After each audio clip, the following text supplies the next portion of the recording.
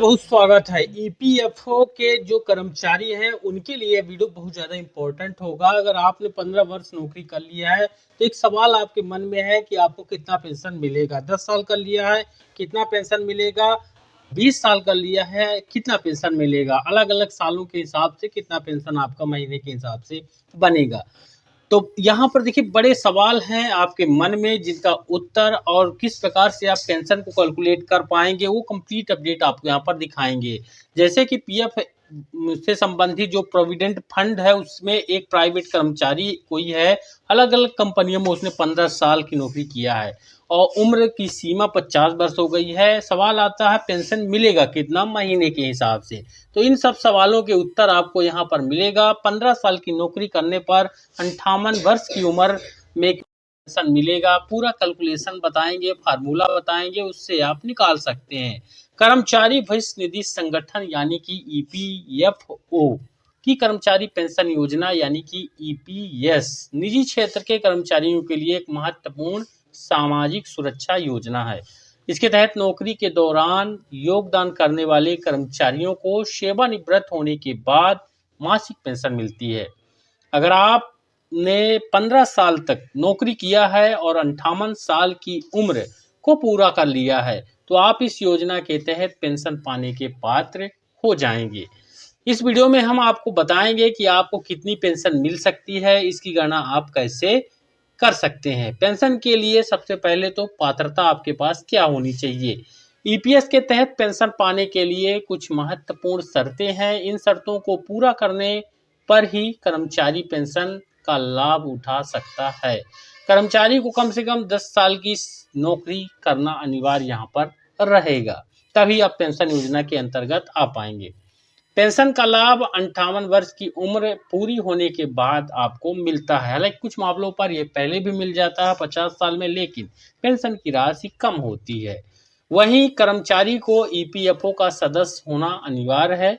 नौकरी के दौरान ईपीएस में लगातार योगदान करना आवश्यक है, यानी आपका कटौतरा होना चाहिए। पेंशन योग्य वेतन की अधिकतम सीमा 15,000 रुपये प्रति महीने यहाँ पर रहेगी। अगर कर्मचारी 50 साल की उम्र के बाद सेवानिवृत्त होता है तो उसे घटी हुई पेंशन मिल जाती है। अगर कर्मचारी की नौकरी के दौरान विकलांगता हो जाती है उसे विकलांगता पेंशन भी यहाँ पर मिल सकती है। अब ईपीएफओ पेंशन योजना का आप यहाँ पर पैरामीटर देख सकते हैं। जैसे योजना जो रहती है ये कर्मचारी पेंशन योजना है, ईपीएस के नाम से जानते हैं। एम्प्लॉइज पेंशन स्कीम 1995 लागू होने की तारीख 16 नवंबर 1995 में इस योजना को लागू किया गया।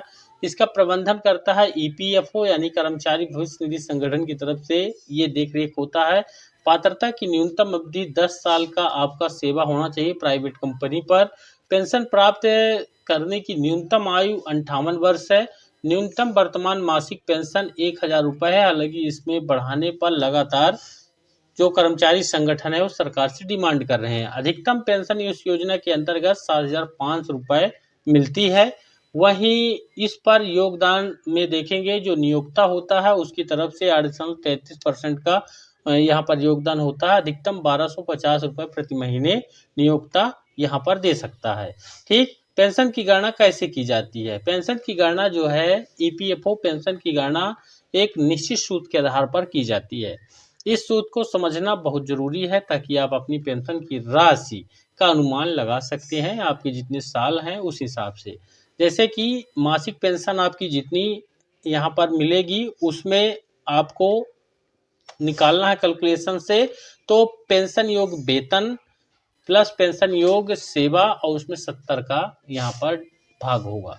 जैसे कि पेंशन योग वेतन यह है आपके आखिरी 60 महीनों के वेतन का औसत होता है। आखिरी 60 महीने यहाँ पर आखिरी 60 महीने का औसत वेतन जितना आपका निकलेगा तो जितना आपका सैलरी है वो यहाँ पर होगा। फिर 15,000 रुपये प्रति माह है यदि आपका औसत वेतन, यानी अगर आपका वेतन 15,000 से अधिक है तो भी पेंशन की गणना केवल 15,000 के आधार पर की जाएगी। पेंशन योग सेवा यह है आपके द्वारा ईपीएफओ योगदान किए गए वर्षों की संख्या होती है। अगर आपने 15 साल तक नौकरी किया है तो यह 15 होगा, यानी 15,000 आपका औसत वेतन निकल आया आखिरी 60 महीनों का, और 15 से ज़्यादा है तो भी 15 वहाँ पर रखना है, और 15 साल नौकरी किया है आपने।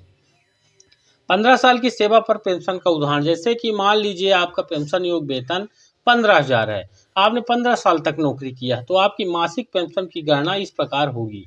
ये यहाँ पर देखिए मासिक पेंशन आपको कितना मिलेगा। तो मासिक पेंशन जो ऊपर आपको सूत्र दिखा है वही सूत्र का यहाँ पर रख देना है। ये आपका पेंशन योग जो है तो आपका वेतन है, और 15 साल आपने किया है, ठीक। तो ये 15,000 हो गया, 15 साल किया है, इसमें 70 का भाग होगा 3214 रुपये मासिक पेंशन यहाँ पर निकल के आ रहा है। तो इसके अनुसार आपका ये मासिक पेंशन बनेगा। इस तरह आपको 58 साल की उम्र में प्रति महीने 3214 रुपये की पेंशन मिल जाएगी।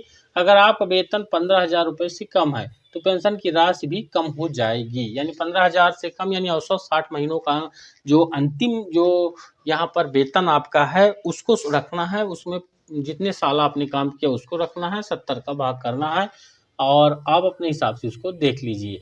पेंशन के कई प्रकार होते हैं, ईपीएस के अंतर्गत अलग अलग सुविधाएं जो है पेंशन यहाँ पर मिलती हैं, जैसे कि देखिए इसमें सेवानिवृत्त पेंशन है, सुपर यहाँ पर पेंशन है। यह पेंशन 58 वर्ष साल की उम्र पूरी होने पर मिलती है। ऊपर जो आपने कैलकुलेशन देखा ये इसी पेंशन का कैलकुलेशन है। इसमें प्रारंभिक पेंशन भी मिलती है। प्रारंभिक पेंशन अगर कर्मचारी 50 साल की उम्र के बाद सेवानिवृत्त होता है तो उसे घटी हुई पेंशन मिलती है। अच्छा, एक सवाल यहाँ पर आपके मन में आता होगा कि आप जब काम पर लगे थे तो 2-3 साल या 5 साल आपने किसी अन्य कंपनी पर काम किया, उसके बाद आपने उस कंपनी को छोड़ करके कोई भी कारण रहा हो दूसरी कंपनी पर काम करना चालू कर दिया, वहाँ पर भी 2-3 साल काम किया, फिर उसके बाद भी उसको छोड़कर और जगह काम किया जाता। प्राइवेट कर्मचारियों की ये यहाँ पर साथ समस्या होती है कि उनकी कंपनियां बदलती रहती हैं। अब बात आती है क्या वह पेंशन के हकदार हैं, तो वो पेंशन के हकदार हैं, उनको भी पेंशन मिलेगा, लेकिन शर्त ये है कि जो उनका ईपीएफओ का अकाउंट है वो एक ही होना चाहिए, यानी यूएएन नंबर जो होता है वो एक ही होना चाहिए। यूनिवर्सल अकाउंट नंबर जो बनता है प्राइवेट सेक्टर के कर्मचारियों का वो एक होना चाहिए, तभी उनकी जो सेवा की अवधि है वो यहाँ पर काउंटिंग में ली जाएगी। अब विधवा पेंशन भी यहाँ पर मिल जाता है। ईपीएफओ के अंतर्गत कर्मचारी की मृत्यु अगर हो जाती है तो उसकी पत्नी को विधवा पेंशन मिलती है। बाल पेंशन भी मिलती है बच्चों के लिए, मृत कर्मचारी के बच्चों को पेंशन मिलती है। पढ़ाई लिखाई के लिए भी यहाँ पर ऐड होता है कर्मचारी के बच्चों के लिए। फिर विकलांगता पेंशन भी है, जो कर्मचारी अगर कर्मचारी की नौकरी के दौरान विकलांगता हो जाती है तो उसे यह पेंशन यहाँ पर दी जाती है, मिलती है। तो ये कंप्लीट पेंशन का प्रोसीजर था। आप यहाँ पर अपना साल और वेतन रख करके कैलकुलेट कर सकते हैं। वीडियो को लाइक भी करेंगे, शेयर भी कर सकते हैं, और नए हैं चैनल पर तो सब्सक्राइब जरूर करें। धन्यवाद।